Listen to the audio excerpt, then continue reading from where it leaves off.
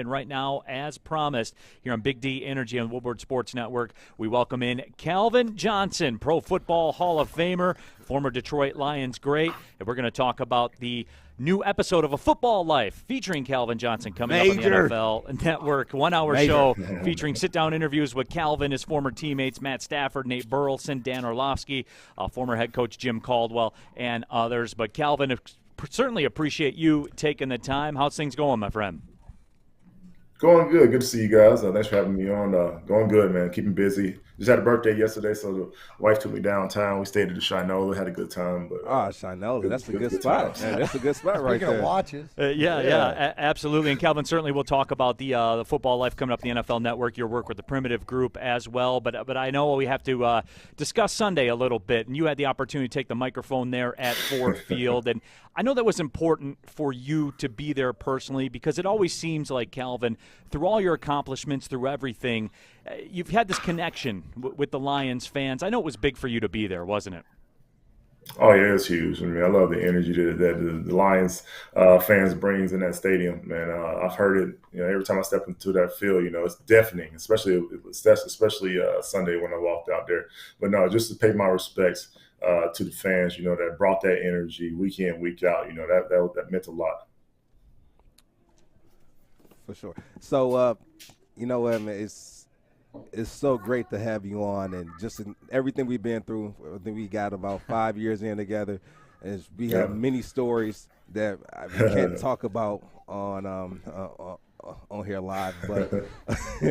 But honestly, you coming back to the city. The city loves you. How was that like for you, representing the city on one of the biggest stages, going to Canton?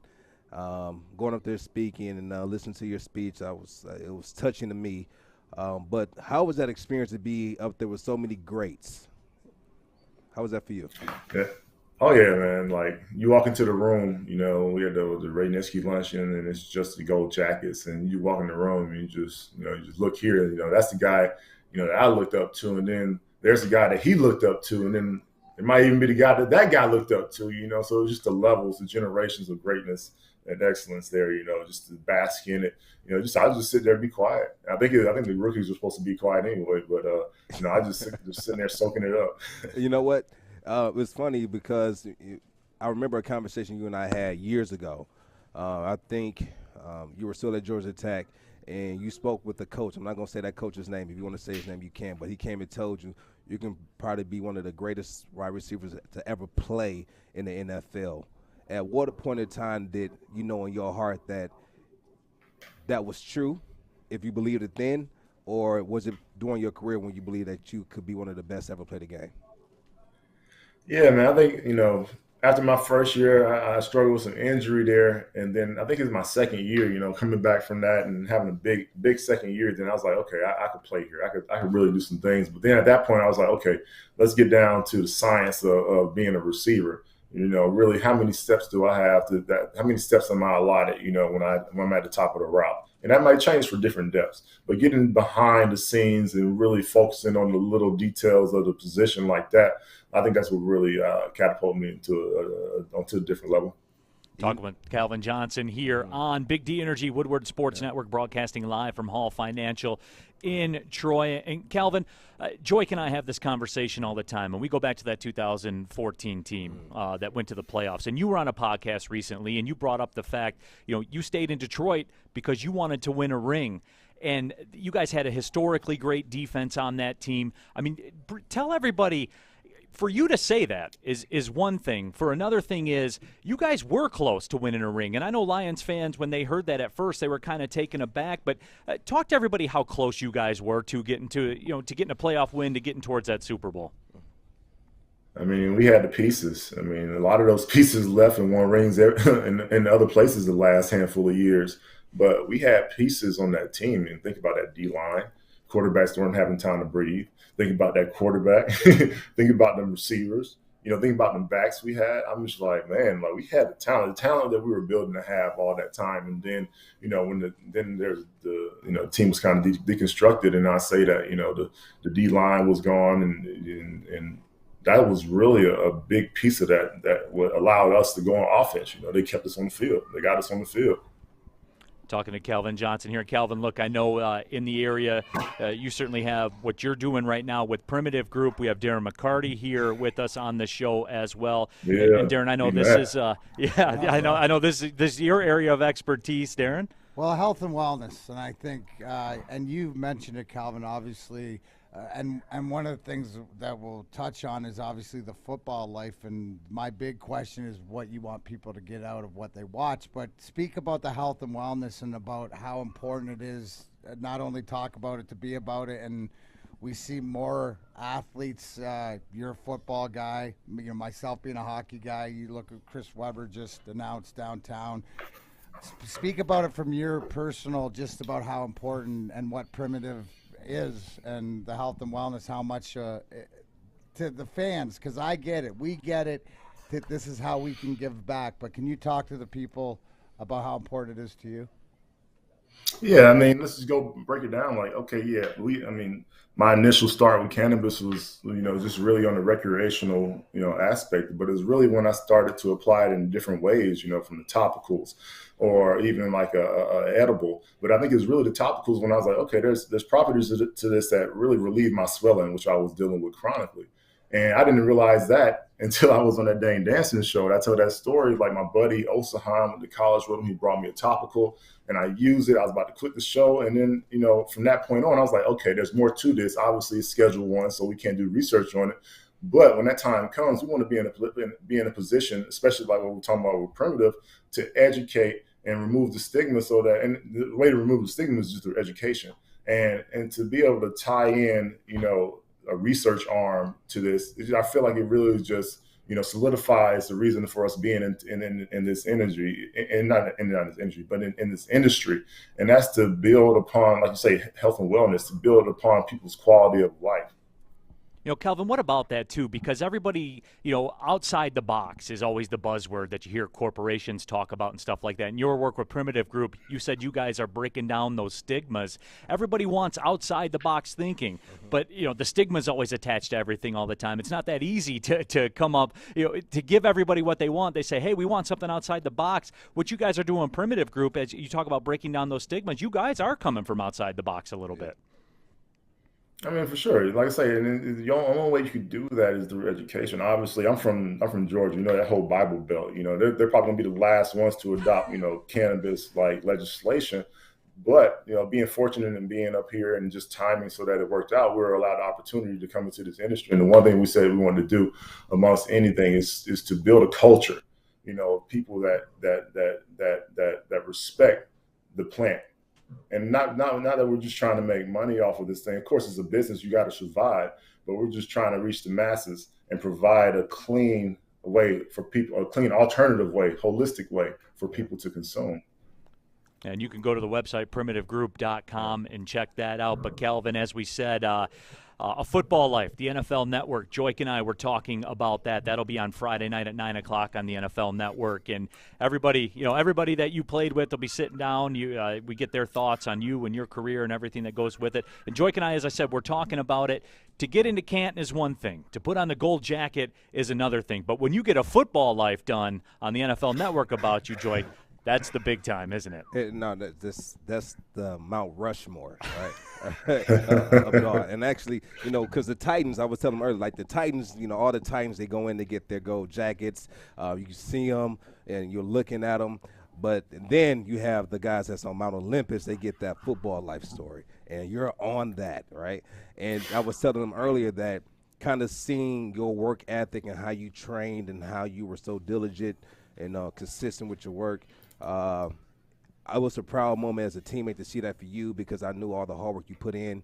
And I would tell them stories about 2012. We were running sprints, the running backs, wide receivers, DBs, you all run together. And so it got to a point to where you would win every single one.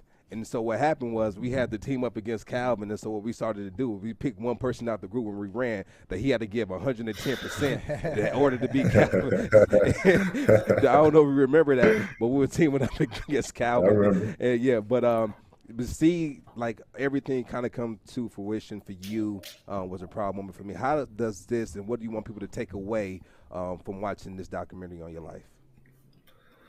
I think that just wanted to for at the end of the day, just dispel any misconceptions, if there are any, with any reasons why I left the game, and just share the story of what's happened, while I play, after football, just kind of just give my life story. So honestly, I mean, I'm nervous as crap. I don't know what's about to come out. I'm like, I don't even remember what I said.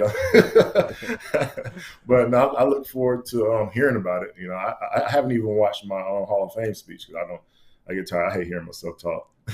Absolutely. Well, Calvin, we're going to get into this football life a little bit more. We're going to take a quick break, real quick, just for a couple seconds. Come back more with Calvin Johnson. A Football Life will debut Friday night at 9 o'clock on the NFL Network. We'll be right back. Make sure you download the Woodward Sports app in the App Store and the Google Play Store today. Take Woodward Sports with you wherever you go and listen live on your phone or mobile device.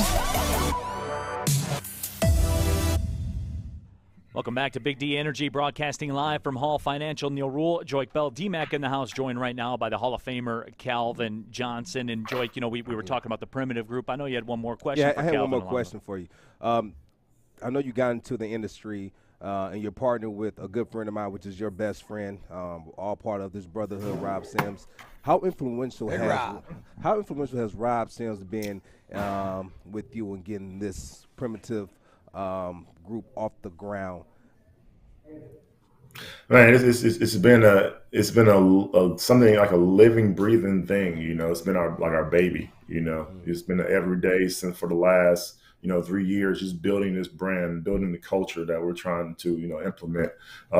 Those things, finding, being able to have research partners, all that stuff took time. And it took us, delivering obviously the same message that we deliver today.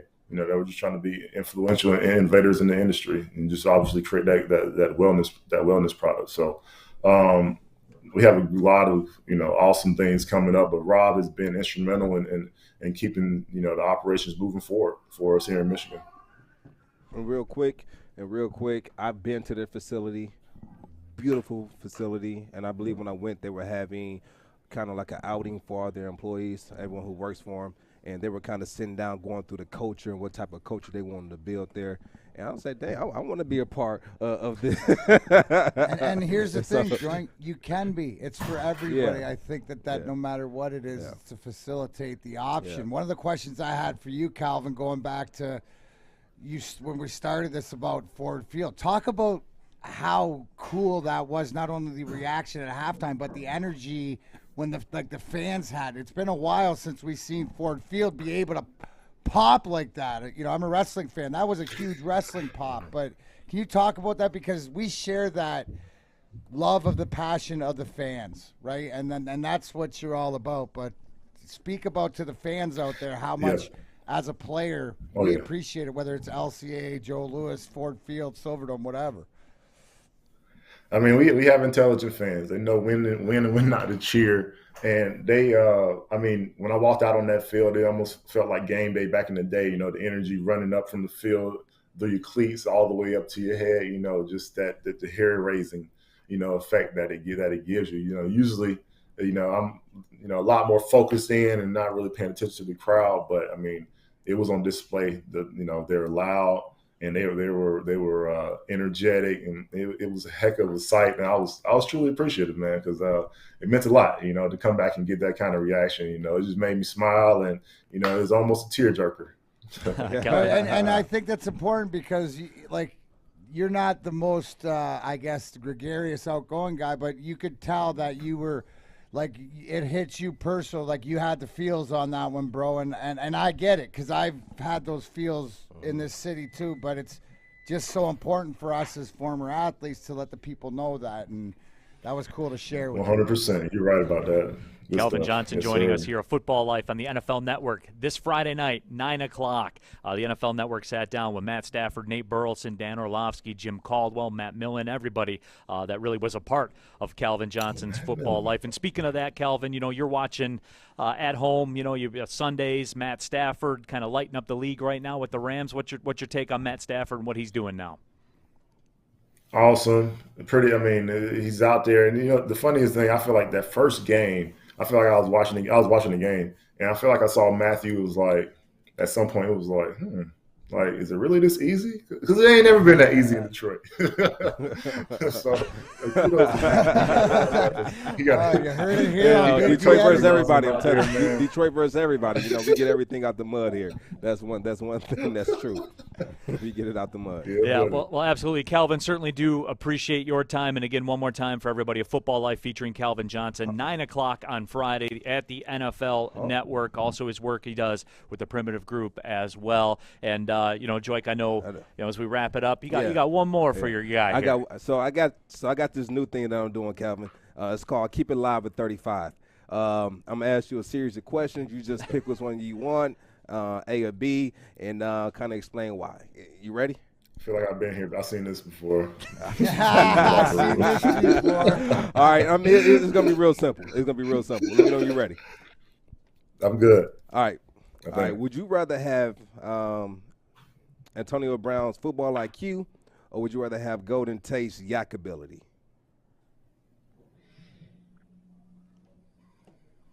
I'm gonna go with my dog. I like Golden Tate. Golden Tate got some yak, boy. He got some yak. He got some Yeah. yak. Slippery. I knew that would be Put hard. Okay. baby oil on before the game. All right, cool. I got one for you. All right. Would you rather have Steve Smith mentality or Julio Jones athleticism? Steve Smith, I love him.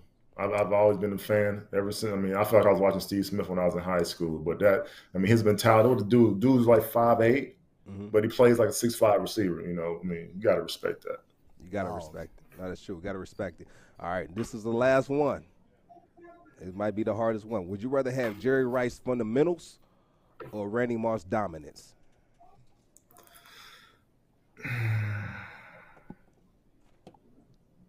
That's tough. That's tough. Yeah. Man, I put it like this. Jerry was a little bit before me, but everybody aspired to work like him. But as far as Randy, I wanted to go up and moss folks. I just wanted to dunk on folks, and that inspired me to do what I did. That's so. It's That's so like, funny. I'll leave it at that. It's so funny you say that because when you played and you catch passes over 3 or 4 defenders, we felt like it was disrespectful to say he mossed them. So we was like, we got to come up with something. We can't say he mossed him because he's on the same level. Huh? He tried. He tried, so we had to come up with something different. All right. And so the last one was more of a joke. It's more of a joke. I'm not even going to say it was a joke. I was going to put you in there with somebody else and say, would you rather be you or somebody else? But obviously we know that you have football life coming out. So thanks for coming on, Calvin, man. I always love having you on. We got to catch up. Let's have dinner soon. So I look forward to it. Yeah. Calvin, I got one last question. Right, Neil read off Coach Caldwell, Stafford, Burleson, guys, Orlovsky that talked about. Who's the one that you're most interested to hear about, and who's the one that you're like gonna be sitting? There's got to be one guy that you're like Cringing about. Yeah. I think I'm cringing about Nate probably because Nate knows too much. He knows. Yeah, Nate knows a lot. Nate knows too much. But Nate's not going to do that to you. Nate is going to, I know. Yeah, Hey, Calvin, Nate's making that long network money now. Oh, so, yeah. You say, Oh, you safe man. with Nate because Yeah, you're making that's the the long dog. network money. I'm going to ask you this. Yeah. Calvin, before you go. How proud of you are of Nate B and his accomplishment in the media? Did you always see this coming? I've always saw it coming. I saw it coming because Nate aspires to really be the best at what he does, and he was really good. He's really good at connecting with people. Obviously, he's really good at talking, but he does really well with his words. I remember I had him come and speak at my foundation. He was the guest speaker for that 1 year, and he did an amazing job. People will still ask me today when we have events like, man, you got to get that Nate back here because he did such a phenomenal job just connecting with the people in the room. So Nate's going to be up there Nate, he made that transition like no other. And I'm proud of him, man. That is awesome. Sure. Absolutely. Well, Detroit's proud of you, Calvin. Certainly do appreciate your time, and we'll catch back up again soon. Sound good? Thank you, guys. No Congrats, bro. problem. Look forward to talking to you. Appreciate it. See That you was guys. Calvin Johnson of Football Appreciate it, Life. Calvin. Will debut on the NFL Network Friday at 9 p.m. So make sure you check that out. Set that alert on your cable box or on your phone, whatever you got to do. Make sure you watch that one. Calvin Johnson, man, one of the best to ever do it. That's fact, not opinion. No, that's fact. We don't think. We know. We absolutely know. We know here. But Joy, I mean, did you ever see in your football career the size and the speed? Calvin was a freak, man. I'm gonna give you a story real quick. We're watching film. This is after the game, and I didn't see it because I'm in the game playing, so I don't see this play happen. So this guy comes up, and he presses Calvin he presses Calvin, and but I'm not watching it in the game. I'm focusing on my assignment. But we come in the next day, and we're watching film as a group, and Calvin sits a couple seats over from me, and there's no one between us. And I see him take this guy and drive him back and then throws him back. He drives him 5 yards and throws him. Guy flies back another 5. But he didn't get the pass through to him on this particular play. And I lean over because I can't be loud. We're in the meeting. So I'm like, Calvin, why you do that man like that? His kids is in the crowd. He said, man's got a family. Yeah, he said that man's got a family. Don't do that. And he said, I guess you must not have watched film on him. No, he was an absolute reason to come to Ford Field. I mean, again, I mean, I got stories for days, man. I mean,